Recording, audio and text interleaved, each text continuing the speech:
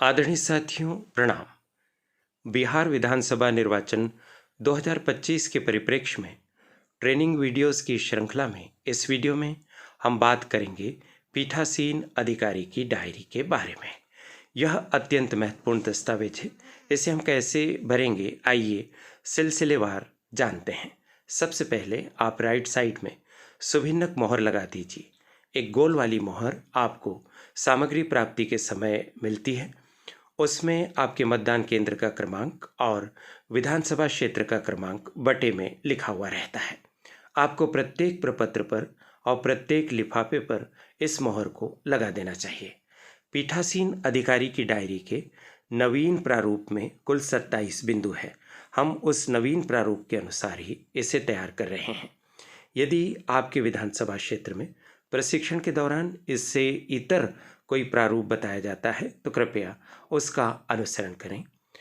उस प्रारूप और इस प्रारूप में कुछ 1-2 पॉइंट का अंतर हो सकता है। आइए बातचीत शुरू करते हैं। पहला बिंदु है निर्वाचन क्षेत्र का नाम स्पष्ट अक्षरों में। हमने यहाँ पर उदाहरण के तौर पर 67 मनिहारी अजजा लिखा है, क्योंकि यह अनुसूचित जनजाति के लिए आरक्षित विधानसभा क्षेत्र है, ऐसा इसलिए हमने लिख दिया। अगर आप जिस विधानसभा क्षेत्र में निर्वाचन कार्य कर रहे हैं वह अजा के लिए आरक्षित है तो अजा लिख दीजिए, अनारक्षित है तो आपको केवल क्रमांक और नाम लिखना है। मतदान की तारीख 11 नवंबर 2025। यदि आप पहले चरण में निर्वाचन करवा रहे हैं तो 6 नवंबर 2025 लिख दीजिए। मतदान केंद्र की संख्या एवं नाम यहाँ हमने काल्पनिक लिखा है 05 अबस। आप अपने मतदान केंद्र का क्रमांक और नाम लिखिए। मतदान केंद्र निम्नलिखित में से कहाँ स्थित है? तो सामान्यतः मतदान केंद्र शासकीय भवन में होते हैं, शासकीय भवन लिख दीजिए। उसके बाद स्थानीय रूप से भर्ती किए गए मतदान अधिकारियों की संख्या यदि कोई हो सामान्यतः निरंक आता है, यदि आवश्यकता पड़ी हो तो वह संख्या लिख दीजिए। विधिवत नियुक्त मतदान अधिकारी की अनुपस्थिति में नियुक्त मतदान अधिकारी यदि कोई हो और ऐसी नियुक्ति के कारण यह भी सामान्यतः निरंक ही आता है। बिंदु क्रमांक 6 मतदान मशीन के संबंध में है। इसका पहला पॉइंट है उपयोग में लाई गई कंट्रोल यूनिट की संख्या सामान्यतः 1 होती है, 01 लिख दीजिए। उपयोग में लाई गई कंट्रोल यूनिट की क्रम संख्या। कंट्रोल यूनिट के पृष्ठभाग पर यानी पीछे की तरफ एक स्टिकर लगा होता है और उस पर उसकी संख्या लिखी होती है। वहाँ से सावधानीपूर्वक देखकर आप यहाँ पर एंट्री कर दीजिए। क्रम संख्यांक में अल्फ़ाबेट के कुछ लेटर्स होते हैं और कुछ फिगर्स। उदाहरण के तौर पर AA 000001 आप वास्तविक संख्या लिखिए। उपयोग में लाई गई मतदान यूनिट की संख्या बैलेट यूनिट BU 01, यह भी सामान्यतः 1 ही होती है। यदि नोटा सहित अभ्यर्थियों की संख्या 16 से अधिक होगी तभी हमें अतिरिक्त बैलेट यूनिट की ज़रूरत पड़ती है, या फिर कोई रिप्लेसमेंट हुआ हो तो ज़रूरत पड़ती है। उपयोग में लाई गई मतदान यूनिट की क्रम संख्या, उसी तरह से यहाँ क्रम संख्या लिख दीजिए जैसे काल्पनिक आंकड़े लिखे गए हैं BB 200001। सातवां बिंदु है उपयोग में लाई गई पेपर सीलों की संख्या 01। उपयोग में लाई गई पेपर सीलों की क्रम संख्या 005। काल्पनिक आंकड़ा है, आप वास्तविक क्रम संख्या लिख दीजिए। यहाँ पर तात्पर्य ग्रीन पेपर सील से है जिसको हम कंट्रोल यूनिट में प्रयोग में लाते हैं।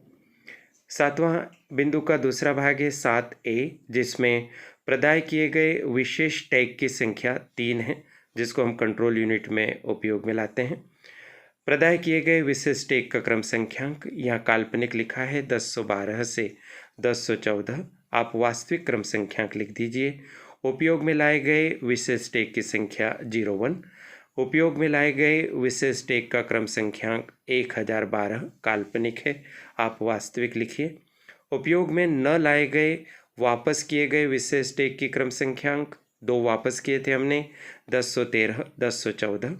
आप जिन क्रमांक के स्पेशल टैग वापस करें आप उनका क्रमांक उस तरह से लिख दीजिए। 7B पॉइंट देखिए, जिन मतदान केंद्रों में VVPAT का उपयोग हुआ है उन पर लागू सिस्टम। भ्रमित होने की आवश्यकता नहीं, सभी मतदान केंद्रों पर वीवीपैट का उपयोग होगा, सभी को इसकी एंट्री करना है। उपयोग किए गए प्रिंटर की संख्या 01, प्रिंटर मतलब वीवीपैट। प्रिंटर का सरल क्रमांक आप वीवीपैट पर लगे स्टिकर से देखकर लिख दीजिए। काल्पनिक हमने लिखा है CC3005, आप वास्तविक लिख दीजिए। 8वां बिंदु है ऐसे अभ्यर्थियों की संख्या जिन्होंने मतदान केंद्र पर मतदान अभिकर्ता नियुक्त किए हैं। काल्पनिक आंकड़ों की सहायता से समझा रहे हैं। 05, मतदान के प्रारंभ में उपस्थित मतदान अभिकर्ताओं की संख्या 04, विलंब से आए मतदान अभिकर्ता 01, मतदान की समाप्ति पर उपस्थित मतदान अभिकर्ताओं की संख्या 5। आप अपने मतदान केंद्र के हिसाब से वास्तविक संख्या लिखिए। मतदान केंद्र पर नियत मतदाताओं की कुल संख्या 1157। यह हमने काल्पनिक आंकड़े दिए हैं। आप अपने मतदान केंद्र के लिए जो आपको निर्वाचक नामावली की चिन्हित प्रति प्राप्त हुई है उस पर जो संख्या लिखी है वह लिखिए। निर्वाचक नामावली की चिन्हित प्रति के अनुसार मत देने के लिए अनुज्ञात किए गए निर्वाचकों की संख्या 850 है तो 1157, लेकिन वोट देने के लिए 850 आए हैं जिन पर हमने निशान लगाए हैं राइट के आदि, वो संख्या यहाँ पर हमने लिखी है 850। ऐसे निर्वाचकों की संख्या जिनकी प्रविष्टि मतदाता रजिस्टर में हुई 850। मतदान मशीन के अनुसार रिकॉर्ड किए गए मतों की संख्या 850। ये तीनों आंकड़े समान आना चाहिए, तभी हमारी जो कार्यप्रणाली है वह सही सिद्ध होगी। मतदाताओं की संख्या जिन्होंने मत न देने का विनिश्चय किया हो, यदि कोई हो तो सामान्यतः यह निरंक होती है। अगर यहाँ पर कोई संख्या आएगी तो ऐसी स्थिति में मतदाता रजिस्टर में संख्या बढ़ जाएगी। इस बात का ख्याल रखें। प्रथम मतदान अधिकारी के हस्ताक्षर होंगे, जैसे हमने काल्पनिक हस्ताक्षर किए और उसके नीचे नाम लिखा है। मतदान अधिकारी के हस्ताक्षर जो मतदाता पंजी प्रभारी है, यहाँ पर द्वितीय मतदान अधिकारी के हस्ताक्षर होते हैं, क्योंकि मतदाता रजिस्टर या मतदाता पंजी के प्रभारी मतदान अधिकारी 2 होते हैं। निर्वाचकों की संख्या जिन्होंने मत दिया, अब हम जेंडर वाइज लिख देंगे, पुरुष, महिला, थर्ड जेंडर, कुल। चूंकि हमने काल्पनिक तौर पर 850 का उदाहरण दिया, पुरुष 450, महिला 450, थर्ड जेंडर 000 और टोटल 850, ये टोटल मिलना चाहिए। अभ्याक्षेपित मत सामान्यतः निरंक होते हैं। आपके यहाँ कोई ऐसा प्रकरण आया है तो संख्या लिख दीजिए। उन व्यक्तियों की संख्या जिन्होंने निर्वाचन ड्यूटी प्रमाण पत्र प्रस्तुत करके मत दिए हैं, निरंक। यदि आपके यहाँ पर किसी ने EDC का प्रयोग किया है तो वह संख्या लिख दीजिए। विदेशी निर्वाचकों की संख्या जिन्होंने वोट दिए, सामान्यतः निरंक आएगी। अपने मतदान केंद्र के हिसाब से संख्या लिखिए। उन निर्वाचकों की संख्या जिन्होंने साथियों की सहायता से मत दिया, ये मतदाता आ सकते हैं। वृद्ध मतदाता है या दिव्यांग मतदाता हैं तो उन्हें साथी की ज़रूरत पड़ सकती है। यदि ऐसा कोई साथी के माध्यम से मतदान करने के लिए मतदाता आए हों तो संख्या लिखिए, अन्यथा यहाँ भी निरंक लिख दीजिए। प्रॉक्सी द्वारा दिए गए मतदाताओं की संख्या निरंक सामान्यतः। निविदत्त मतों की संख्या निरंक सामान्यतः। यदि कोई निविदत्त मत होता है तो उसकी संख्या लिखिए। निर्वाचकों की संख्या जिन्होंने उनकी उम्र के बारे में घोषणाएं प्राप्त की, निरंक। जिन्होंने घोषणाएं करने से इनकार किया, निरंक। यह भी सामान्यतः निरंक आता है। आप अपने मतदान केंद्र के हिसाब से वास्तविक स्थिति का उल्लेख कर दीजिए। उम्र की घोषणा हम उन मतदाताओं से करवाते हैं जिनका नाम तो निर्वाचक नामावली में है, लेकिन उनको देखकर लगता है कि उनकी उम्र 18 वर्ष से कम है, तब हम उनसे एक प्रपत्र भरवाते हैं। क्या मतदान स्थगित करना आवश्यक था? यदि ऐसा था तो ऐसे स्थगन के कारण सामान्यतः मतदान स्थगित नहीं करना पड़ता है। अब सब सुरक्षा के प्रबंध होते हैं, तो यहाँ पर भी नहीं ही आता है। प्रत्येक 2 घंटे में डाले गए मतों की संख्या, इसको बहुत ध्यान से भरिए, इसका टोटल भी सही मिलना चाहिए, अन्यथा सामग्री जमा करते समय दिक्कत होती है। मतदान 7 बजे से प्रारंभ होता है तो 7 से 9, 9 से 11, 11 से 1, 1 से 3, 3 से 5, और यदि 5 बजे बाद भी 5 से 6 तक मतदान का समय है तो 6 बजे तक हम इसमें उल्लेख करेंगे। यदि किसी मतदान केंद्र पर 6 बजे बहुत सारे मतदाता आ गए, यानी मतदान समाप्ति के समय अनेक मतदाता हैं, उनकी लाइन लगी है, उन्हें पर्ची बांटी गई है और वह मतदान अधिक समय तक चलता है, तो जो वास्तविक समय आखिरी में होता है वो यहाँ आप 5वें बिंदु पर लिख दीजिए। अब आप देखिए इसके अंदर 7 से 9 बजे 300, 200, 150, 50, 100, 50 ये काल्पनिक आंकड़े हैं, लेकिन इनका टोटल 850 होना चाहिए क्योंकि हम पूर्व में 850 बता चुके हैं। तो 300 और 200 500, 150 650, 50 700, 100 800 और 50 850 यह टोटल सही होना चाहिए।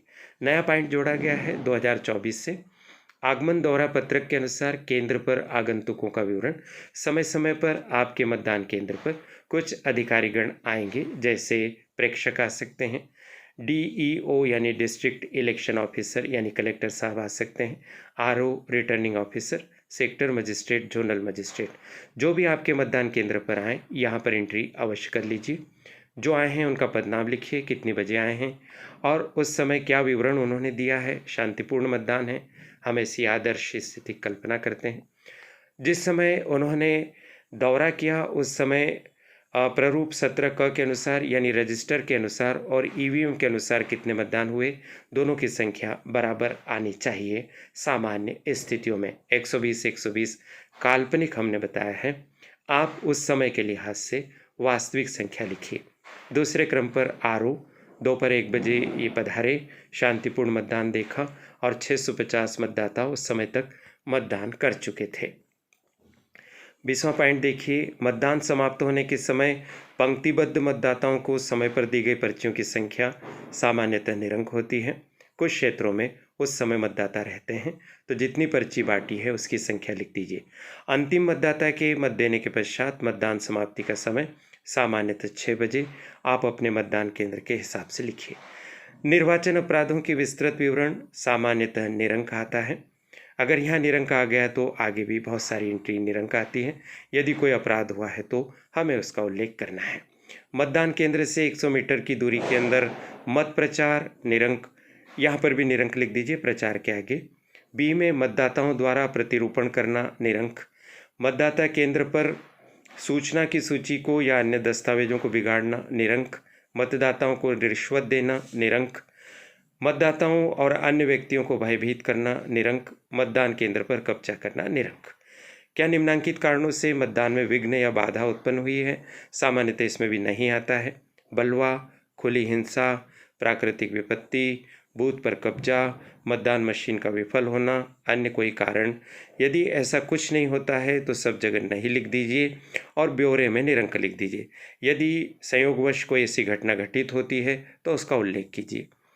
क्या मतदान केंद्र पर उपयोग में लाई गई किसी भी मतदान मशीन को पीठासीन अधिकारी की अभिरक्षा में से अवैधानिक रूप से छीनकर, आकस्मिक या जानबूझकर गुम या नष्ट करके, नुकसान पहुंचाकर या छेड़छाड़ करके मतदान को दूषित किया गया है? कृपया ब्यौरा दे। यहाँ पर भी सामान्यतः नहीं आएगा।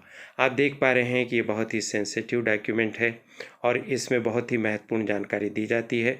इसको आप निरंतर भरते रहिए। कुछ जानकारियां आप मतदान प्रारंभ होने के पहले लिख सकते हैं और कुछ उस दौरान लिखेंगे जिस दौरान मतदान चल रहा है, जैसे 2-2 घंटे के मतदान का विवरण। अभिकर्ताओं द्वारा की गई गंभीर शिकायतें सामान्यतः नहीं आएगा। विधि तथा व्यवस्था को भंग करने संबंधी मामलों की संख्या निरंक, यदि कोई होती है तो लिखिए। मतदान केंद्र पर की गई त्रुटियों और अनियमितताओं की रिपोर्ट यदि कोई हो, निरंक। क्या आपने मतदान के प्रारंभ के पूर्व और यदि आवश्यक हो मतदान के बीच जब किसी नई मतदान मशीन का उपयोग में लाने के पूर्व मॉकपोल करना आवश्यक हो तथा मतदान की समाप्ति पर जो आवश्यक हो घोषणाएं किए? साथियों, विशेष ध्यान रखिए 27वें पॉइंट में सदैव ही हाँ आएगा। इसके पहले हमने बहुत जगह नहीं या निरंक लिखा है, तो यहाँ पर भी हम उसी क्रम में नहीं या निरंक न लिख दें। 27वें बिंदु में हमेशा ही हाँ या यस जैसा भी आप लिखना चाहते हैं वैसा होगा। स्थान काल्पनिक है 5 अवश्य, तारीख 11 नवंबर 2025। आप वास्तविक यहाँ पर जानकारी लिख दीजिए। पीठासीन अधिकारी के हस्ताक्षर होंगे, उसके नीचे पीठासीन अधिकारी के नाम को भी लिख दीजिए। इस तरह से पीठासीन अधिकारी की डायरी का यह महत्वपूर्ण प्रारूप भरना हमने सीखा है। आशा है इस वीडियो से आपको बहुत मदद मिलेगी। आप बिहार के किस विधानसभा क्षेत्र से इस वीडियो को देख रहे हैं, कृपया कमेंट बॉक्स में लिखिए। यह भी बताइए कि यह वीडियो आपको कितना उपयोगी लगा। निर्वाचन से संबंधित किस बिंदु पर आप वीडियो चाहते हैं उसका उल्लेख भी कीजिए। आप सभी को सकुशल निर्वाचन करने के लिए शुभकामनाएं। नमस्कार।